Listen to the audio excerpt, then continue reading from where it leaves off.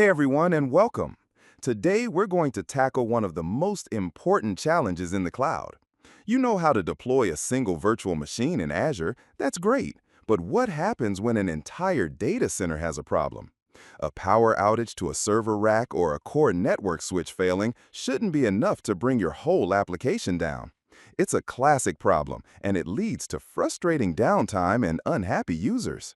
In this video, I'm going to walk you step by step how to use Terraform to deploy your Azure virtual machines across multiple availability zones to get true high availability.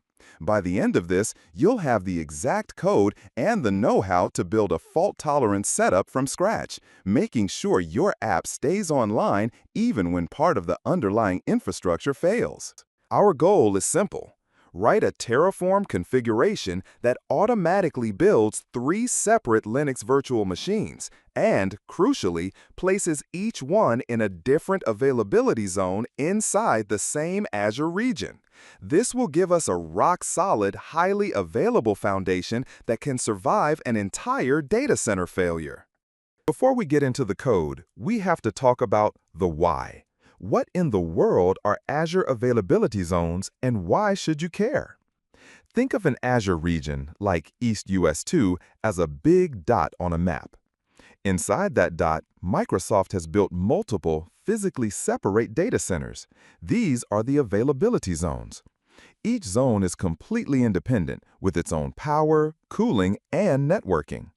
They're built to be isolated so that a fire, flood, or major power failure in one zone doesn't take the others out with it. Most Azure regions that have them offer at least 3 zones. By spreading our VMs across multiple availability zones, we seriously level up our application's resilience.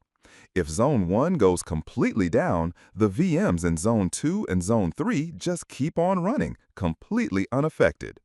This is the architecture that lets Microsoft offer that 99.99% uptime SLA for virtual machines, and it's the bedrock for any mission-critical application you want to build on Azure. All right, this is where the magic happens. We're going to create a couple of files to keep our code clean and organized. First things first, create a new file and name it main.tf. This is going to be our main configuration file. Every Terraform project needs to start with a provider block. This just tells Terraform that we're talking to Azure. Terraform, required providers, AzureAM, source, HashiCorp/AzureAM, version 2.0 and up. Provider, features, empty features. This code tells Terraform to use the AzureAM provider and stick to a recent version. Because we logged in with the Azure CLI, Terraform will automatically handle the authentication. That empty features block is just a required bit of modern syntax.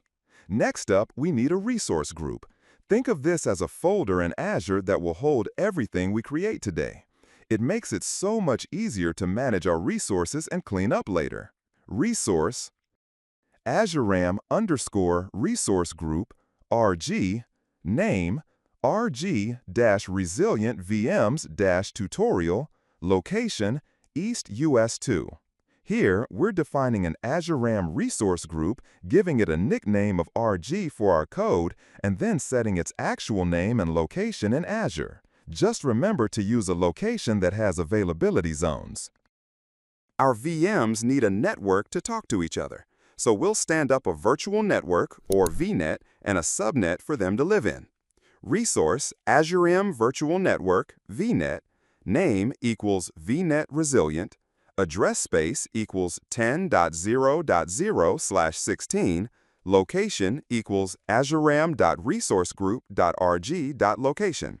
Resource group name equals azuream-resourcegroup.rg.name. Resource AzureAM subnet name equals snet internal, resource group name equals AzureAM resourcegroup.rg.name, virtual network name equals AzureAM virtual network.vnet, address prefixes equals 10.0.1/24. See how we're referencing .location and .name directly from the resource group we just defined. That's one of the most powerful features of Terraform. It automatically understands the dependencies between your resources. And now for the most important part. We need to create our virtual machines and make sure they're spread across the zones. To do that, each VM also needs its own network interface, or NIC. Instead of copy-pasting a resource block 3 times, we're going to do this the smart way and use Terraform's count meta argument. This lets us create multiple resources from one block of code. Let's start with the network interfaces. Resource Azure Network Interface NIC. Count equals 3. Name equals nic-vm-count.index. Location equals Azure Resource Group.rg.location. Resource group name equals Azure Resource Group.rg.name. IP configuration, name equals internal, subnet ID equals Azure subnet.subnet.id, private IP address allocation equals dynamic. That count equals 3 line tells Terraform, hey, make 3 of these. The count.index function gives us the number of the current loop, 0, 1, and 2, which we use to give each NIC a unique name. Now for the VMs themselves. This is where we assign the availability zone. Resource Azure Linux Virtual Machine VM count equals 3. Name equals resilient-vm-count.index. Resource group name equals Azure Resource Group.rg.name. Location equals Azure Resource Group.rg.location. Size equals standard B1S. Admin username equals Azure admin. Admin password equals password 12345. Warning, never do this in production. Use SSH keys or Key Vault. Disable password authentication equals false. Network interface IDs equals Azure Network Interface.nic count.index.id. OS disk caching equals read-write. Storage account type equals standard LRS. Source image reference publisher equals canonical. Offer equals 001-com-ubuntu server-jammy. SKU equals 22.04-LT. Version equals latest. Zone equals count.index plus 1. Let's quickly break this down. Count equals 3 creates 3 VMs. We link each VM to the right network interface using Azure Network Interface.nic count.index.id. And right here, this is the magic trick. Zone equals count.index plus 1. This is the most important line in the whole file. For the first VM, count.index is 0, the zone is set to 1. For the second VM, count.index is 1, the zone is set to 2. For the third, zone 3.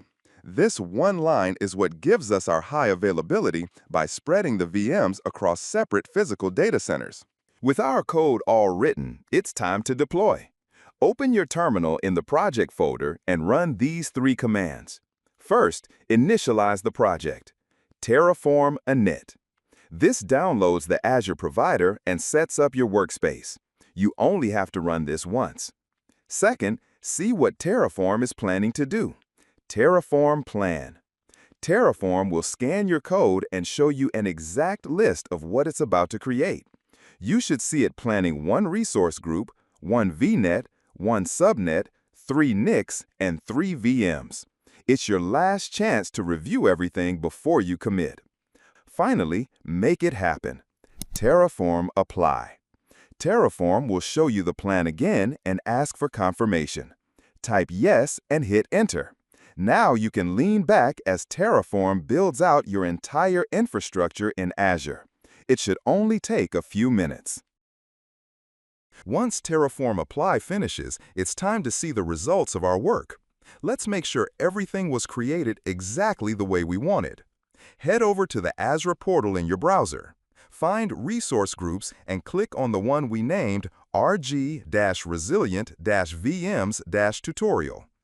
Inside, you should see everything we defined in our code. the VNet, the 3 network interfaces, and our 3 virtual machines, Resilient VM1, Resilient VM2, and Resilient VM3. Now for the real test. Click on the first VM, Resilient VM1. On its main Overview tab, look for a field called Availability Zone. You should see the value is 1. Perfect. Now go back and check Resilient VM2. Its availability zone will be 2. And you can probably guess Resilient VM3 will be in Zone 3. And there's your proof. You just used a single, repeatable script to deploy 3 VMs across 3 physically separate data centers. Your setup is now officially resilient to a data center level failure. And that's a wrap. We started with the why behind availability zones and why they're so important for high availability. Then we walked through a complete Terraform configuration, from the basic setup to the core logic of using count and zone to automatically distribute our VMs. And finally, we confirmed everything in the Azure portal, proving that our infrastructure is now fault-tolerant. All the code from this tutorial is up on a GitHub repo, and the link is in the description below. Feel free to use it as a template for your own projects. A great next step from here would be to put a zone-redundant load balancer in front of these VMs to automatically spread traffic between them. If you want more practical, real-world tutorials on cloud and infrastructure as code just like this one, make sure you subscribe to the channel and ring that notification bell. Thanks for watching, and happy terraforming!